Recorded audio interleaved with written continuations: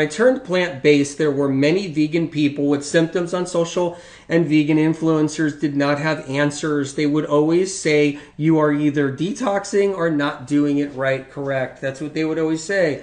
You're detoxing too much. You're detoxing too much. That's what they would always say, but they didn't know information. They didn't know that it's not detoxing too much. They didn't know it was you got viruses, you got pathogens, you're not eating the right way to support going against those pathogens. They didn't know why you were sick. They didn't know autoimmune's a farce. If you learn medical information, you can learn how to heal. There's a way to fix your problems.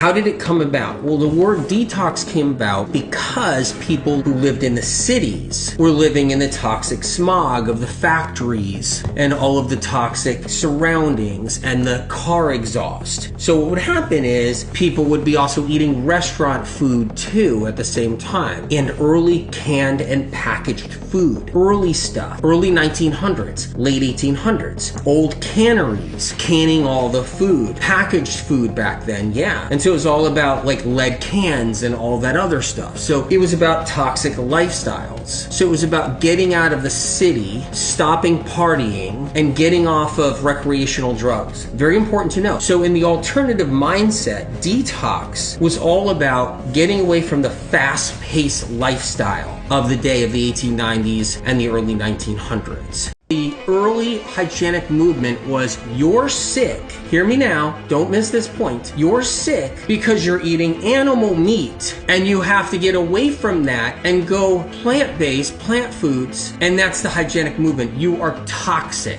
And then as the hygienic movement grew a little bit more, desserts and sweets and treats were all part of it too. So what happens is if you lived a conventional lifestyle in the 1930s, the 1940s, and you weren't feeling well, they would say you need to take away all the sweets, all of the delicacies, all of the rich food, all of the meats and burgers. They all had to go. The hygienic movement. But there's something really important to understand about this, which will blow your mind. The alternative hygienic movement did not know why you were sick. It's a podcast episode, and we're just going to have to jam-pack that episode like to the tilt, because there's so many details around detox that are critical to know and critical to understand. Basically, it's overused. Most of the time, it's used for the wrong reasons. Most of the time, it's just a word to paper over and blanket something someone doesn't understand. And we have to be careful with that word detox. And it's being used with selling products right now, big time. Skin products, facial products, internal products, body products, hair products. It's just a great term being thrown out. It's being weaponized.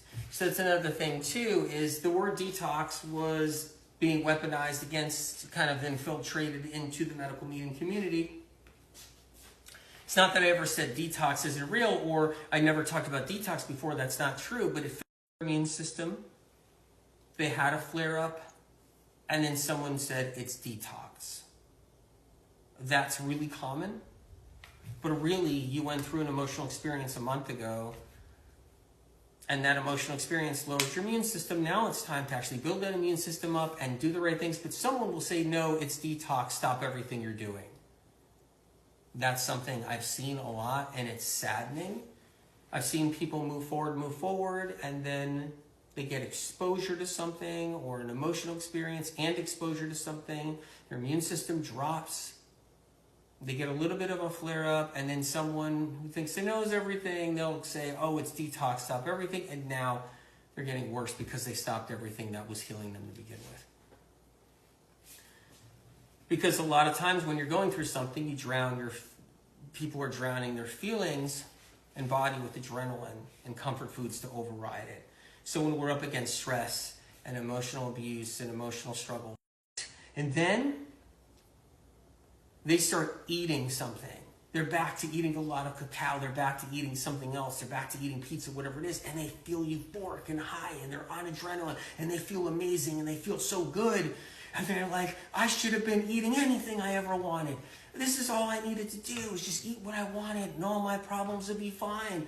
I don't know what I was doing. I was detoxing all that time, always detoxing. I'm sick of detoxing. And now I'm eating so good. I'm eating anything I want. That medical meeting was wrong, or that medical meeting person was wrong, whatever it is. And then, like, they're shooting out their posts, like, I feel good. I just needed to do this. I just needed this meditation, and I could eat whatever I wanted. I just need this neuro realignment tool, and I could just eat what I want. And then what you don't see, after you see all those posts, you don't see a couple months later someone who's back on all of the medical medium stuff. If you got sick, something busted. You're really ill, something got broken. Pathogens tend to do something. So here's a nerve, okay? There's another nerve. Some nerves down here in the lower part of your body. When the nerves get damaged by pathogens, they're injured. Healing doesn't happen overnight. So when there's a pathogen in your body, and that pathogen eats away at a nerve, that's why people get sick. What happens is that you don't heal fast. Maybe you're somebody and you didn't get that sick yet. Maybe your trajectory wasn't going to get that sick. Maybe you have a mild Epstein-Barr, one that just caused mono at one point, and then it's been kind of docile, causing other symptoms as you go along, and then you get the thyroid, the hypothyroidism from your monovirus, the Epstein-Barr, and you're not really that sick yet. And you're living your life, and you're doing your appointments, and you're going everywhere, and you're driving around, and you're picking up your coffee, and you're getting a massage, and whatever else you're doing, living your life, going to meditation, going here, there. And you're not that sick yet, but you could be somebody where those bugs were a lot stronger, more potent, more powerful, and your immune system was triggered enough, it was beaten down with some chemical exposure, maybe some pharmaceutical exposure, knocked down your immune system more. Very important point, you guys. And then the bugs took off a little bit too much and they damaged the nerves. Nerve damage. The nerves take time to heal. They may not heal in a month. They may not heal in 6 months. But what happens is someone can come along and be like, you're detoxing way too much. That's why you're sitting there sick. No, you're sitting there sick because you got nerve damage. And nerve damage takes time to heal.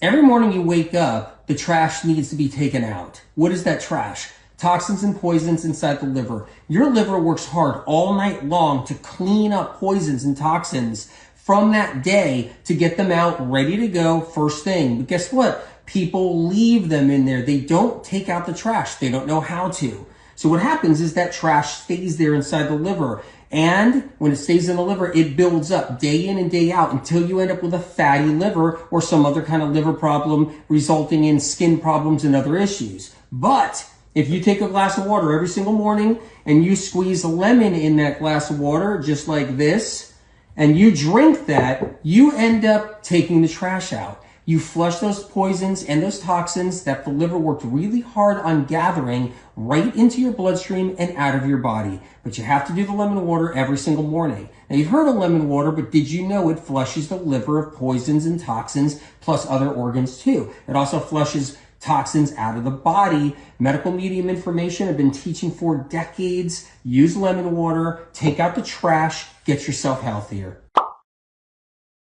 It's very hard to detox. It's very hard to cleanse with all the overt fats in our system. Very hard because your bloodstream gets filled with fat. Fat prevents your liver and other organs from releasing poisons and toxins, from releasing all those poisons. And that's what people don't realize. They don't realize they can get into trouble where they're always doing the overt fat all the time and they can't cleanse and they can't detox. Now they're stuck. No cleansing, no detoxing. It's very hard. They're not doing the celery juice, they're not doing, say, the HMDS, they're not doing the medical medium morning cleanse, they're not doing these things. The overt fats are there, they're stuck in their liver, they're in the bloodstream, toxins and poisons can't be released, they stay stifled and buried and stagnant and down deep, and we get in trouble. If you have any fats in the morning, first thing, your liver is not going to be able to cleanse, and your body's not going to be able to cleanse. Because your liver works all night long, gathering up all the poisons and garbage. And in the morning, it's ready for a flush. And right there, when all that garbage is sitting there ready to be flushed out, you end up having butter. And when you have that something, the liver has to stop cleansing immediately, throw its hands in the air, and it has to start working. It can't cleanse if it's working, so what is it doing? It's creating bile. Keep the fats out.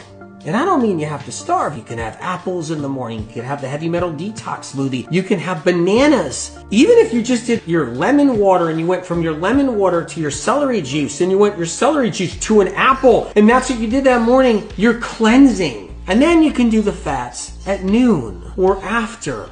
If you keep the overt fats out of your diet, out of your way in the morning, your liver can actually clean. This means that if you've eaten fat in the morning most of your life, your liver never got a chance to ever cleanse. Cleanse as far as things that are deep inside your liver. Never got a chance to cleanse out poisons and toxins that were deep in there. When we eat fats in the morning, like peanut butter, almond butter, coconut oil, or bacon in the morning, right? Or eggs in the morning, or milk, cheese, butter, all of that fat stops your liver from cleansing. So it stops your liver from dumping out the trash. It stops your liver from removing the toxins and poisons that actually keep us down as we get older and older and older. The unwanted pounds come on, the weight comes on really easy. That happens because the liver gets maxed out. So what's so special about the 369? Number one, the only cleanse out there along with the other medical medium cleanses that protects your adrenals, saves your adrenals so you can cleanse. Yeah. Saves your adrenals. You want to do a long water fast? You destroy your adrenals. Do you want to do a big old milk cleanse? You destroy your adrenals. Do you want to do intermittent fasting? You destroy your adrenals. Nobody gives a shit out there. They just don't. Meaning all the makers and pushers of this stuff, they have no idea probably anyway. But even if they did have an idea, I don't think most of them would care. Just do my cleanse, just do my cleanse. And what happens is that these cleanses here from above were designed so your adrenals are saved. But nobody would know how to save an adrenal gland out there because in the world of health, I don't know if you guys knew this, going back 10, 20, 30, 40 years ago, there were no understandings of like how you can cleanse or do something for yourself and protect your adrenal. Did you guys know that?